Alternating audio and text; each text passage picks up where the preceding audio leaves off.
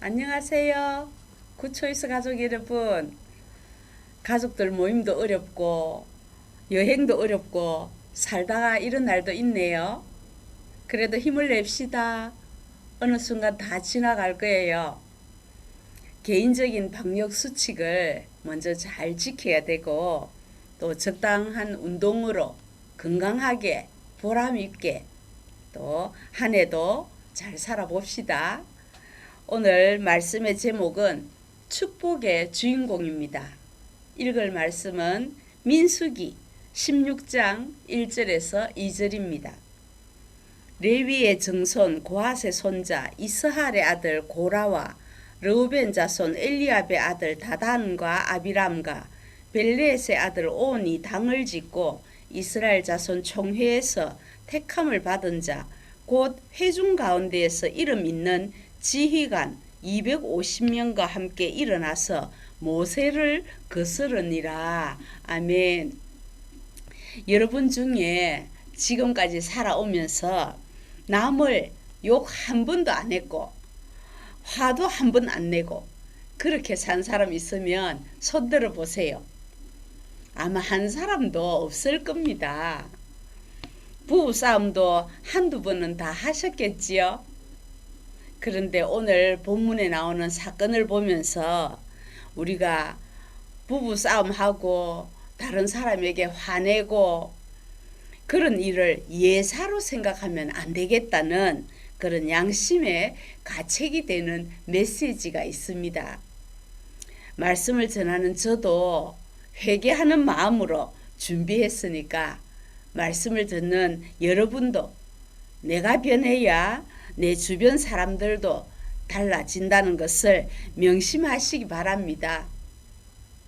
하나님이 원하시는 것은 우리가 예배를 드릴 때마다 내 자아와 혈기와 고집이 깎여 나가고 주님의 형상을 닮아가는 진정한 예수님의 사람이 되기를 바라십니다. 오늘 이 사건은 430년 동안 애굽에서 노예 생활하던 이스라엘 백성들을 하나님이 이끌어내셔서 가나안 땅을 향해서 갈 때에 광야에서 40년을 지내게 되는데 그 중에서 한 20년쯤 됐을 때에 일어난 사건입니다. 사도행전 7장 38절에 보면 이스라엘 백성들의 광야 40년을 광야교회라고 했습니다. 그러면 광야교회의 담임 목사님은 누구였을까요? 모세입니다. 그 광야교회 성도 중에 한 사람이 모세 목사님에게 싸움을 걸었습니다. 싸움의 주동자는 고라입니다. 고라가 혼자 싸우면 불리할 것 같으니까 내가 지금 모세에게 싸움을 걸 테니까 나하고 같은 생각을 가진 사람들은 여기 붙어라. 그렇게 했는데 250명이 몰려들었어요. 250명은 유명한 지휘관들입니다. 이것을 보시고 하나님이 진노하셔서 그들이 서 있는 땅바닥을 갈라지게 해서 산채로 전부 다 땅 밑으로 들어가게 했습니다. 오늘날의 싱크홀 사건이 4,000년 전에 이미 일어났다는 말씀입니다. 민수기 16장 32절에 보면 땅이 그 입을 열어 그들과 그들의 집과 고라에게 속한 모든 사람과 그들의 재물을 삼켰다고 합니다. 여러분, 사람이 살다 보면 싸울 수가 있습니다. 교회 안에는 한 가지도 똑같은 모습이 없습니다. 견해가 서로 다르니까 부딪힐 수 있습니다. 그런데 이 사건은 모세와 고라가 1대1로 싸운 것이 아니고 250명이 동참한 죄를 저질렀기 때문에 전부 다 땅속으로 빠져 들어간 것입니다. 그리고 35절에 보면 여호와께로부터 불이 나와서 분향하는 250명을 불살랐더라 합니다. 고라와 합세에서 모세를 대적했던 그 250명이 불에 타 죽기 직전에 무엇을 했느냐? 분향을 했다고 합니다. 분향은 하나님 앞에 향을 피워 올리는 제사인데 계시록 5장 8절에 보면 이 향은 성도들의 기도라고 했습니다. 많은 무리들을 선동해서 모세와 싸웠던 사람들이 가정스럽게 향을 피우고 아무 일도 없었던 것처럼 기도를 하고 있을 때 여호와의 불이 나와서 그 250명을 불사질러 버립니다. 그리고도 하나님의 진노는 사그라들지 않습니다. 16장 49절에 보면 고라의 일로 죽은 자 외에 연병에 죽은 자가 14,700명이었더라 합니다. 불에 타 죽은 사람이 그렇게 많은데 갑자기 연병이 번지기 시작했습니다. 아마도 메르스나 코로나가 구약시대에 벌써 있었던 거 아닌가 생각이 듭니다. 하나님이 왜 이렇게 진노하셨을까요? 이스라엘 백성들을 애굽에서 구원해내서 여기까지 데리고 와놓고 이렇게 처참한 종말을 맞이하게 하시는 이유가 무엇이었을까요? 하나님이 가장 싫어하시는 것은 서로 비방하고 싸우는 것입니다. 구약시대에만 그런 것이 아니고 신약성경 고린도전서 11장에도 보면 교회 안에서 이런 일을 하는 자는 성찬에 참여하지 말라고 합니다.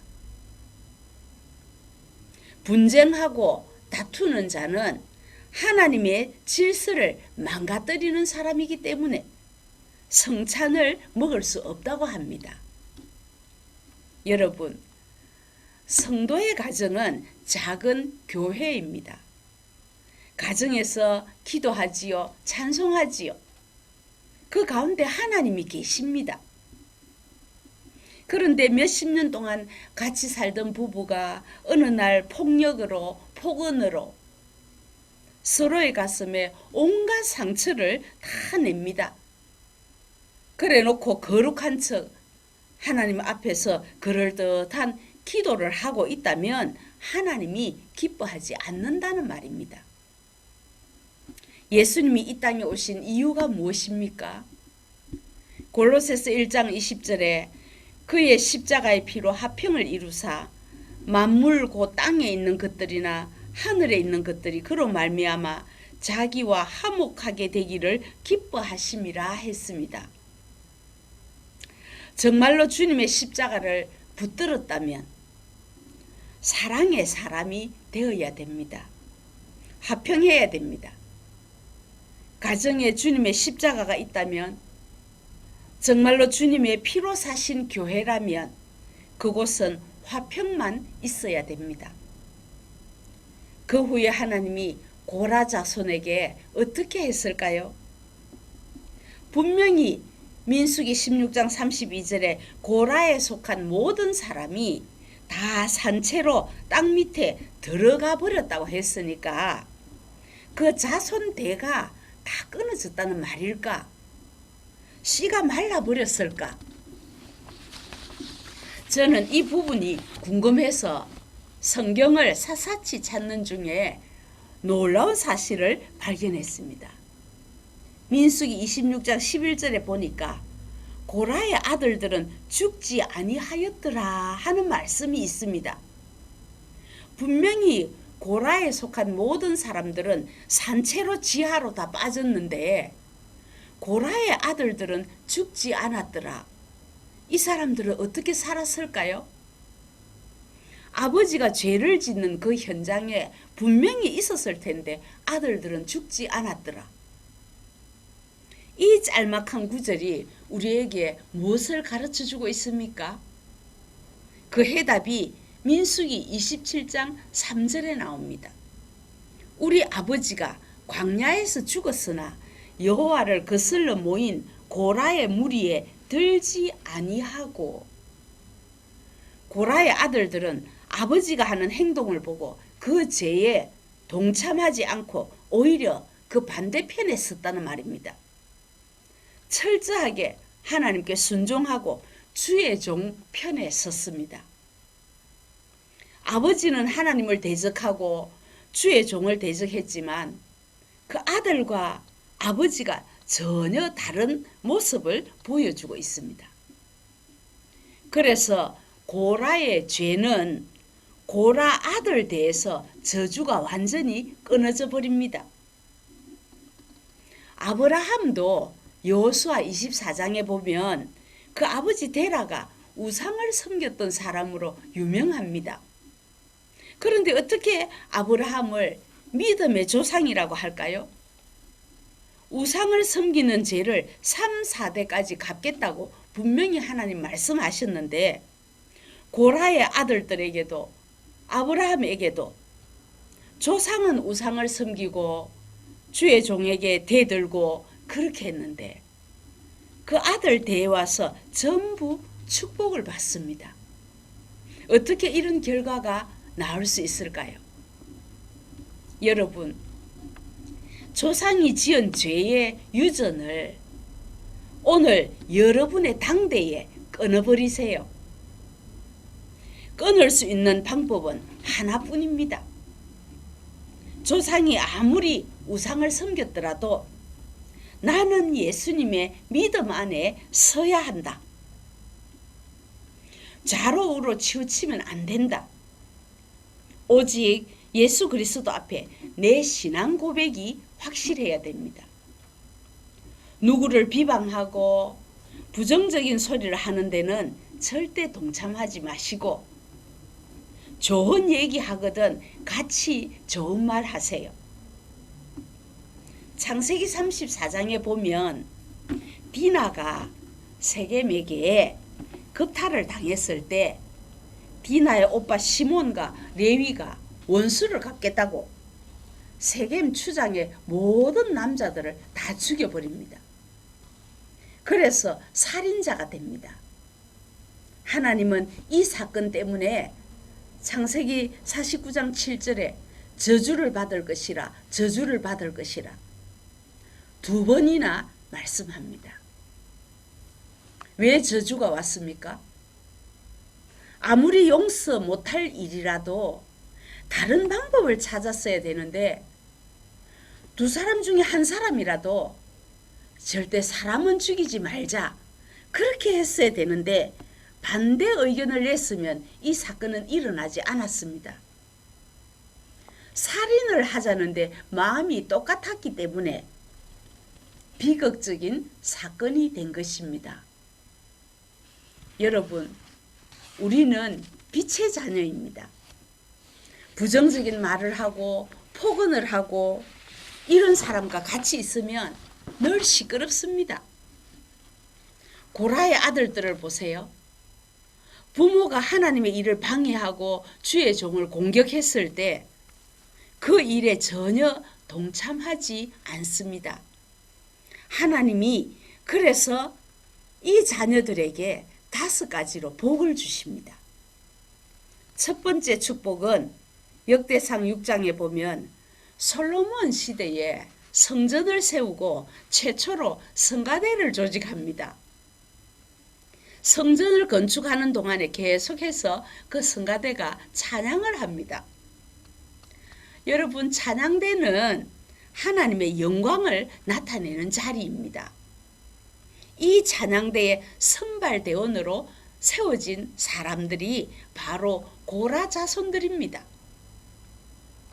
두 번째 축복은 역대상 9장 31절에 보면 하나님 앞에 제사를 드릴 때에 여러 가지 제물을 준비하는 사람들이 있었는데 제사상에 올릴 음식을 만드는 사람들이 고라 자손들입니다. 하나님이 받으시는 음식, 모든 거룩한 제물을 이 사람들을 통해서 받으셨습니다. 얼마나 큰 축복입니까? 세 번째 축복은 역대상 9장 17절에 보면 이 고라 자손들에게 성전 문을 지키게 했습니다. 그 당시에 성전 안에는 여러 가지 금은 보화가 있었습니다. 하나님의 성전을 너희들이 책임지라는 막중한 책임을 맡겨주셨습니다. 네 번째는 역대상 12장 6절에 보면 다윗이 도망을 다닐 때가 있었습니다. 그때 다윗을 따르는 많은 사람들 가운데 고라 자손들이 가장 충성스러운 용사들이었습니다. 고라는 주의 종을 대적했고 그 아들들은 주의 종을 섬기고 너무 대조적인 모습을 보여주고 있잖아요. 다섯 번째로 고라 자손이 받은 축복은 역대상 26절에 아삽이라는 사람이 나옵니다. 아삽은 찬송시를 많이 지었습니다. 환난 날에 나를 부르라 내가 너를 건지리라 네가 나를 영화롭게 하리로다. 이 말씀이 있는 시편 50편도 아삽이 지은 시입니다. 73편에서 83편까지 무려 11편을 아삽이 지었습니다.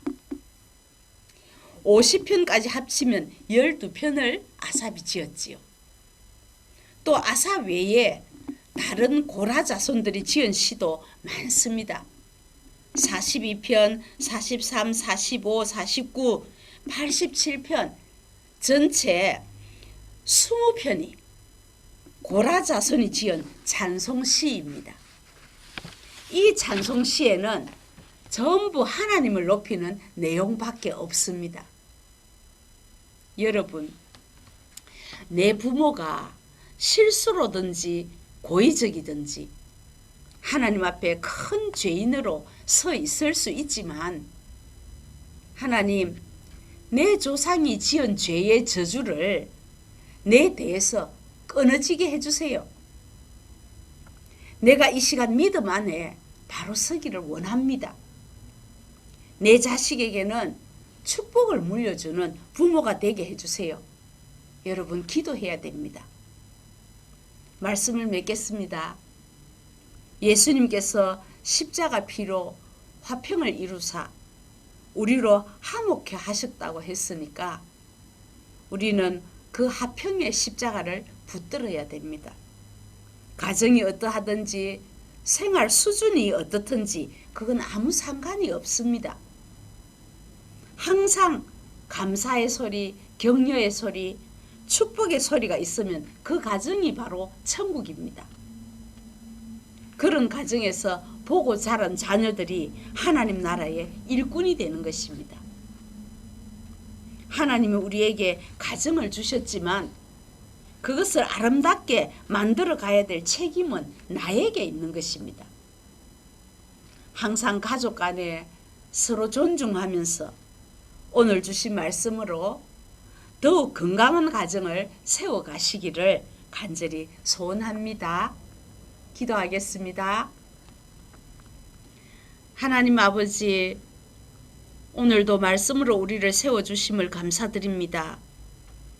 부모가 특별히 물려준 것이 없다고 원망을 하거나 사는 것이 힘들어서 남을 탓하지는 않았는지, 고라 자손은 죄로 인해 땅이 꺼지고 불사름을 당하는 가운데서도 오직 하나님 편에 섰더니 남은 자의 복을 받았습니다. 분별력을 주셔서 우리도 죄를 멀리하고 하나님을 기쁘시게 하도록 영안을 열어주시옵소서. 예수님 이름으로 기도하옵나이다. 아멘. 감사합니다. 다음에 뵙겠습니다.